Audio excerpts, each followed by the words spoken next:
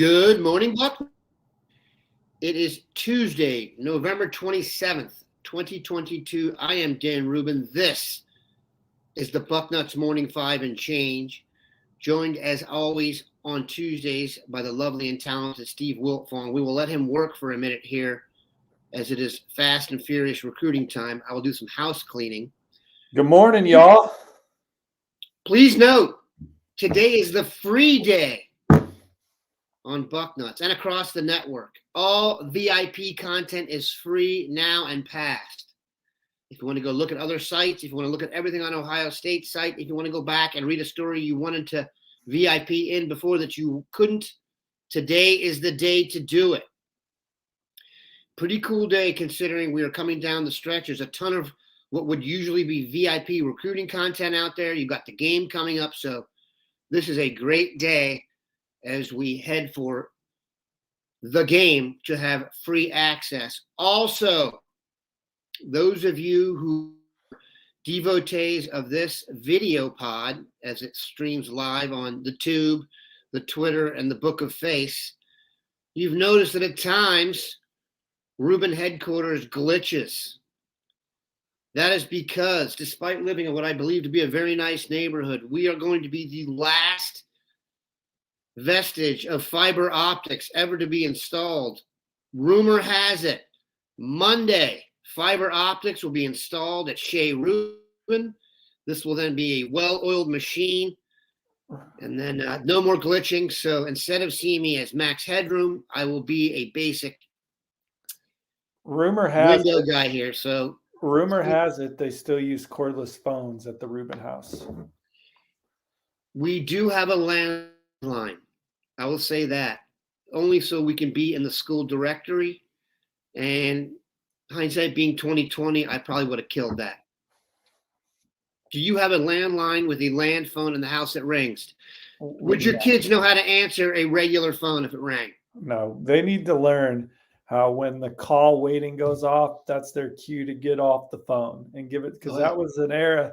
That was our era. And if you didn't click over, somehow your mom would always find out a little later in the day. When I got DirecTV. Not click over on the call waiting? Nah. Well, Robin called and said that I didn't hear it. Get through earlier. When I got DirecTV for the first time, it had a thing where when you got your caller ID, it flashed on the screen. Would never leave the living room for the rest of my life. Alas, technology has gone forward, and Steve and I will stop kvetching here. Before we talk Ohio State football recruiting, some of y'all, I'm 40, so that 35 and up crowd, y'all remember before the cordless phone, you'd have that phone on the wire, and you would have that son of a bitch pulled all the way around the corner trying to get some privacy. It would have no bend in it at all, trying to get some privacy away from your parents. And that was a good era. That was an era where you could not make an appointment to get your hair cut. You had to go in there, and maybe you got lucky, or maybe you had to sit your ass in the lobby. Those are the good old days. Now you live in the suburb, you try to get your son a haircut, you pull up the website, and it's an hour and 48-minute wait. I was recently in line to buy something, and there was a family behind us with two teenage boys, and they were trying to get the teenage boys to call the restaurant to make a reservation. And the kids, you might have been telling them to unlock a safe. They were effing clueless. And here's my last one on that. The other day I told my daughter in the car, just throw it in the ashtray. What's an ashtray? Meanwhile, there's no ashtray in my car anymore either. I don't know why I was saying that, but that's a major digression to start. No more button to push in and get that lighter rocking and rolling. In our barber, the smell of a cigarette hitting that lighter. Childhood right there. Our kids were going to a barber. He retired, but even him, the last 5-10 years of his career, he was taking appointments with a pencil in his little book. And it's like the barber shouldn't be taking appointments. You got to come in there and you got to sit and you got to conversate. That's the barbershop, man. That's why LeBron has a TV show. All right. Believe it or not, it's Michigan week. There's tons of recruiting content out there. Let's start with the quarterback position. Brock Glenn has defected and gone to Florida State. Ohio State will get a visit this weekend from Lincoln Kienholz out of the recruiting hotbed of Pierre, South Dakota. Yeah. I went and did some research on Lincoln Kienholz. This dude is having one heck of a high school football career. He has passed for over 10,000 yards. He has rushed for almost 4,000 yards, and he's been doing this pretty much since his sophomore year. He's also a baseball and a basketball player. He is verbally committed to Washington, however. Seems to be a very smart and well-mannered young man. He gives very impressive quotes about putting stuff in context. Sometimes when guys are taking a visit, when they're already committed, it can sound a little bit seemly. He made it sound smart. Your thoughts on Lincoln? He'll be here this weekend. Can you explain the dynamic of why Brock left and what you expect out of Lincoln or whoever they might get to fill the spot? Well, Bill Kurlick had a story on Bucknuts last night, kind of covering the Brock Glenn deal there. I know Brock's excited to go to Florida State and play for Coach Mike Norvell. Coach Mike Norvell has great connections in Memphis and knows that high school staff real well. They run the same offense at Lassonde, where Brock Glenn plays, that they do at Florida State. Some of those high school coaches work for Mike Norvell. So there's just a lot of connections with Florida State. Florida State's having an exciting year, and I think that Brock Glenn's excited to go play down there. I think Ohio State's excited about Lincoln Kienholz, and they need a quarterback in this class because the uncertainty in the transfer portal era of what's going to happen following a quarterback battle here. Now, I think Ohio State's a place, in my opinion, it's easy for me to say that if you don't win the job, as long as no one younger than you passes you on the depth chart, you wait your turn, you have a good year, you hear your name called high in the NFL draft. But it's easy for me to say that from the Indianapolis suburbs. Ohio State, they need to make sure they have at least 3 scholarship quarterbacks on the roster at all times. And CJ Stroud's going to be out. You got Kyle McCord and Devin Brown going into spring ball battling. And you need another scholarship guy just in case. I mean, you never know if you get an injury at the position or whatnot. You need good players in practice. There's a million reasons why you need a quarterback in this class. And Ohio State's only going to recruit guys that they think are the caliber of Ohio State. And this is a young man that, as you said, had a great high school career and won 4 state championships. He's also a two-way player that shows up on defense, intercepting the ball, forcing fumbles, laying the wood. Terrific all-around football player. And he's going to come on the visit with his mom and check it out. And we'll see what happens from there. How locked in do you think he is to Washington? I mean, is this a possibility? Look, anytime you're taking a visit, you have interest in the program you're taking a visit in. Obviously he talked about Ohio State's track record with the position and as a program in general. They're going to come out and see a great environment that, I'm not sure many Pac-12 programs can match. And, he's going to get around the players and get around Ryan Day and Corey Dennis. And on the flip side, they're going to get to know him better too. So we'll see what happens coming out of the weekend. When Ohio State's recruiting players, those players are also interviewing with Ryan Day when they come on visits. So, we'll see how everything goes this weekend, but they obviously like him as a player, like him here early in the process. They're bringing him in on a visit, and, we'll see what happens. It's interesting. He's from South Dakota. I don't even know if there's 100,000 people in Pierre, South Dakota. He's going to walk into a stadium with 100,000 plus. So a little bit of a change of scenery for the South Dakota native. Ohio State actually did get a commitment from a Dakota player, an offensive lineman, I think. Yeah. Past 2 years. What are tickets going for the game on Saturday? You know the answer, right? Someone put it in the chat. Yeah, it's out of my price range. I'm only looking for Pacers T-Wolves tickets. That's a lot cheaper. Go late, and that's $20 or less, or you're getting screwed. All right. Behind the scenes, believe it or not, while the show was being prepped here, Steve was hard at work exchanging inside information. And I learned that Tysir Denmark, wide receiver out of Philadelphia, down to his final 3, commitment coming, You assume he's going to be a Buckeye because he's a wide receiver with an Ohio State offer. Crystal balls are rolling due west. Actually, due north. That would be west and up. That's northwest. To the Ducks of Oregon. Please explain. Well, he's taken a couple visits out there, and I think he's loved both experiences. And I think that Oregon's done a good job recruiting him, and that's kind of the program I have my eye on here late in the process. Had a good visit to Penn State earlier this year.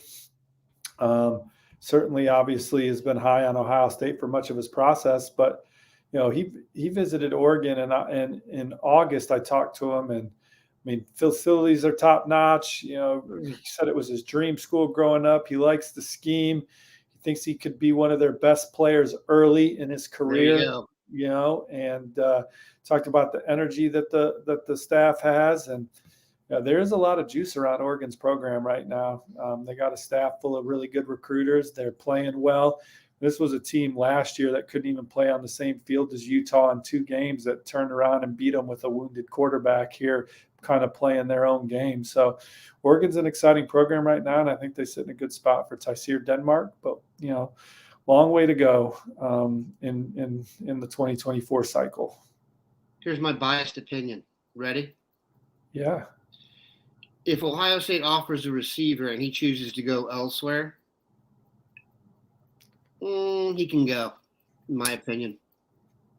Yeah, I mean, Ohio State's. Well, I also see it as a guy who doesn't want to compete. Sorry, it may not be the case. Recruiting's about who you get, not who you don't get, right? So there's a lot of good players out there. Ohio State's recruiting Tyseer Denmark. They want him to be a Buckeye. As of Tuesday morning at 9:24 in the morning, I think he's going to go to Oregon. So we'll see what happens. That is a statement of reality right there. We're going to take a quick break here to pay some podcast bills. Let me check my time. What do we got here? All righty. And we're back. Garrett Stover. No commercial on the live show, baby. Garrett Stover, class of 2024, cousin of tight end extraordinaire Cade Stover. I don't think it's any surprise he became a Buckeye. What are your thoughts? Well, it's a really strong recruiting win in the region, right? This is a guy that all the other Midwest powers were salivating over. Another tough, physical, hard-nosed football player from in-state that's going to come play for the Buckeyes, a good athlete, a versatile player.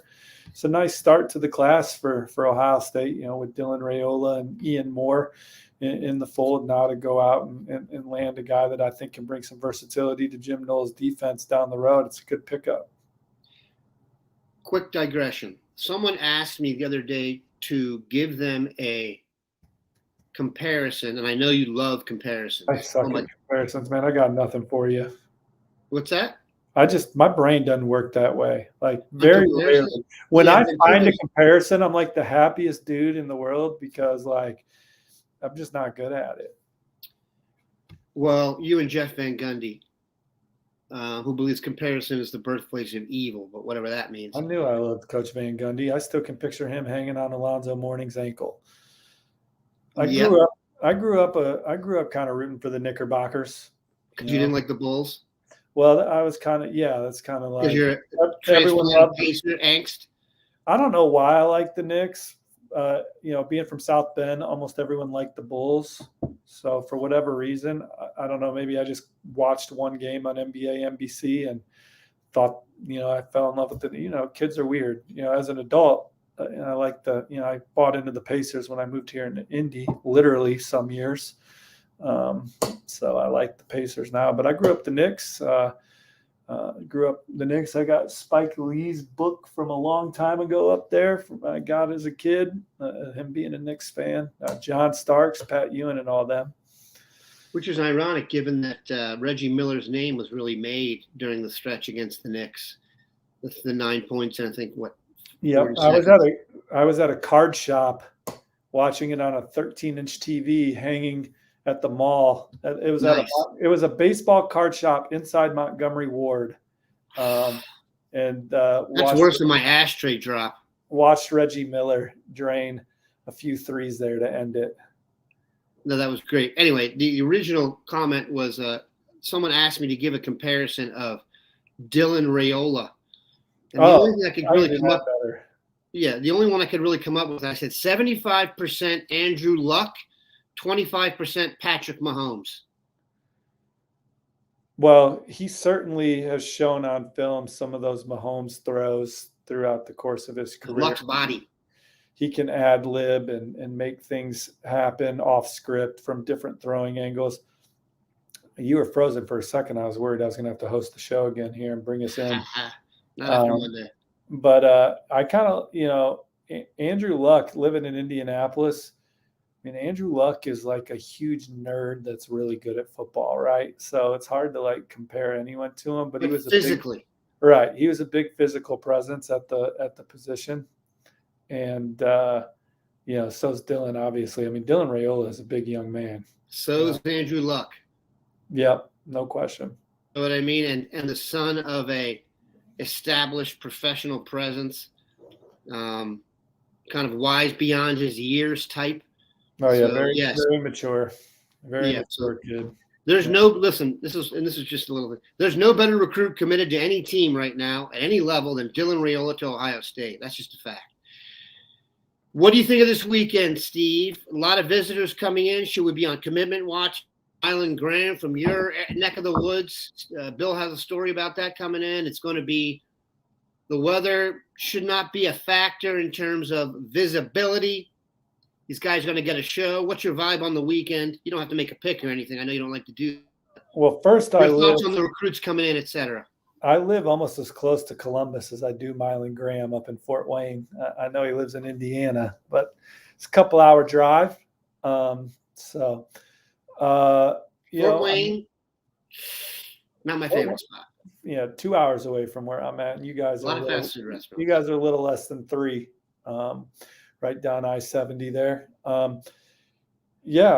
Obviously the big visit is Damon Wilson coming in, right? Returning. It's a tight battle with Georgia here down the stretch. My crystal ball is on Ohio State.